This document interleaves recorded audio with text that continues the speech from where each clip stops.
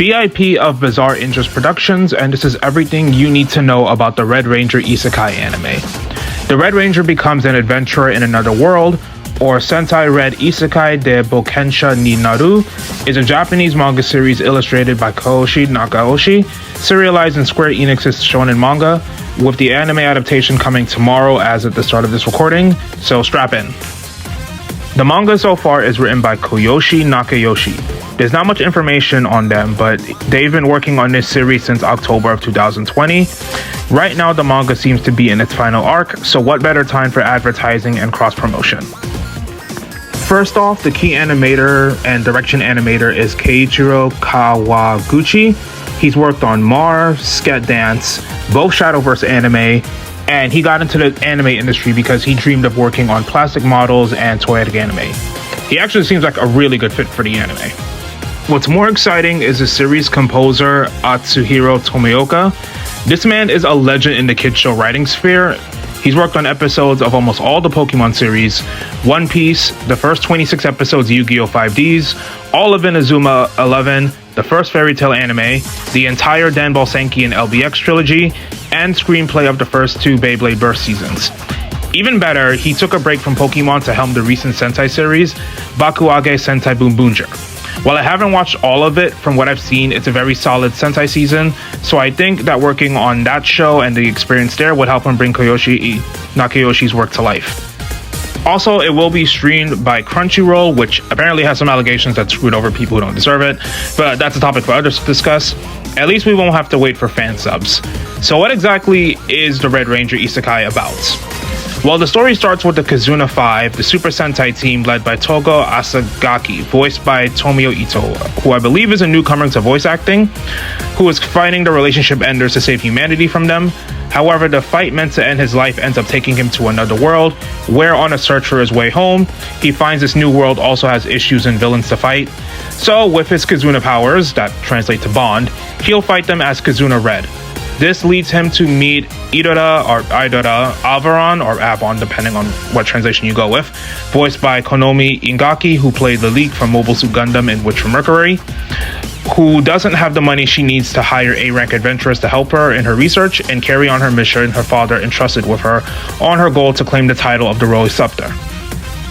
When it comes to the Tokusatsu genre, there's a certain vocal minority who don't like when the protagonists are overly positive and exhibit traits that make them feel shonen, which if it sounds nonsensical in media about encouraging young boys, it is. Though those with actual valid criticisms don't like if the lead overshadows everyone, and their lack of intelligence doesn't get counterbalanced by their growth. As a protagonist, Togo does a good job in having that balance of lightheartedness and seriousness. He's not the brightest person, but he's capable. His experience as a ranger makes him solve the situations, and he's a good contrast to Idola's intelligence, magical skill, and manipulative nature.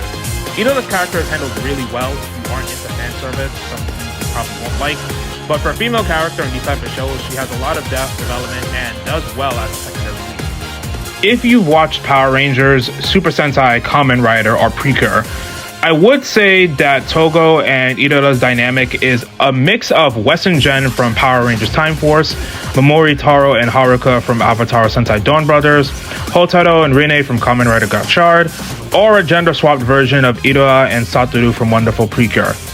If they were an actual Sentai or Power Ranger team, I would say Togo's the red, basically, and she would be the smart yellow. Both of them are the central leads, and you really can't tell the story without one or the other, so don't worry about one of them feeling like they're going to be overshadowed. That does not happen. As for the other Kizuna 5, you do learn about Red's connection to them throughout the story in small chunks. They are going to be voiced by previous Sentai Ranger alumni. Nagare Banjoi, blues actor Mayasa Matsukaze played Mega Blue and Mega Ranger, which is in Space's original source material. Emily Tobi Hoshi / Kizuna Yellow is played by Mikia Kukuchi, who was Deka Pink and Deka Ranger, the source material for SPD. Shuji Kataoka, aka Kizuna Green, will be voiced by Hiroyoshi Tsuchidira, who was Grisha in Attack on Titan, and Ninja Blue and Kaku Ranger. And finally, Kizuna Pink / Tazuki Aizawa will be voiced by Arisa Komiya, who voiced Yellow Buster and Go Busters, which is Power Ranger Beast Morpher source material. Fair warning, they aren't going to be main characters, but there are rumors the anime will make more time for them to be fleshed out compared to the manga, since most of their setting takes place in a fantasy world. Speaking of which, the other two main characters are Rosie Miss and Teltina Liz Wagrel Alvarez. Rosie, voiced by Tomohiro Ono, I would say is the Blue or Black Ranger rival archetype. He's a hero known as a demon swordsman before focusing on being Princess Teltina's assistant, because he's in love with her to the point he'll fight anyone who bothers his time with her or disrespects her. His backstory I won't spoil explains why he acts this way, but Teltina's influence does compel him to make better choices in the story, so don't worry if you find him annoying in the story. As for Princess Teltina herself, voiced by Minami Tanaka, she kind of fits the girly Pink Ranger archetype, but is handled with a lot of investment in the plot to unite the heroes in helping stop the devices that the villains are distributing throughout the story. She's probably the nicest character next to Togo, but for spoilers, I can't say much more than that. So, Reina, the girl on the left. I was not expecting to see her early in this trailer at all, but she's the guardian of the Sun Forest where the elves lived. She's voiced by Haruka Shirayoshi, and the trailers hide her gimmick, but let's just say if you know what the brother to Super Sentai is, you'll figure it out. As for the other character, Shalula is Idola's rival, the person in charge of all the magical research and regulation, who defeated Idola's father to get the title. Her role in the story is complicated, but let's just say she's a hero antagonist at best. Some of the antagonists are shown, so I'll give you a quick rundown. Abu Dhabi is the clown-like figure who I would say is Red's rival, while Vidian is the equivalent of a YouTube grifter who wants to rake in the dough of people suffering for his own benefit, but with murder instead of half-truths. There are also minor antagonists like the priest-looking dude and the guy in the desert, but they're mostly used to flesh out the heroes. Also, for all the superhero elements and people that aren't that familiar with Tokusatsu in general, Togo has weapons like a cooperation caliber, band-aid projectiles, marriage beam gum, I'm not making that up, and the Victory Kizuna Buster, and he has the Maximum Kizuna Kaiser, the Gatai, or Megazords if you're familiar, made from all the Kizuna beasts that he has access to. Also, yes, if you know these type of franchises, he does have his explosions, and they're glorious.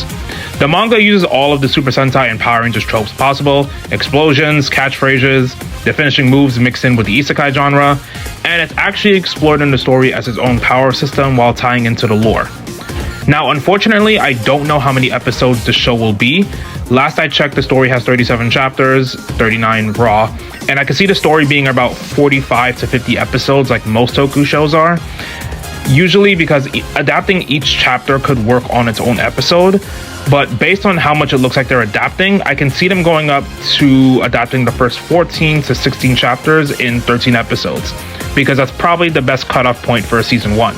Hopefully it does well and gets to season 2, because with the way the story is going, it could definitely use at least 3 seasons in total if it's going seasonal.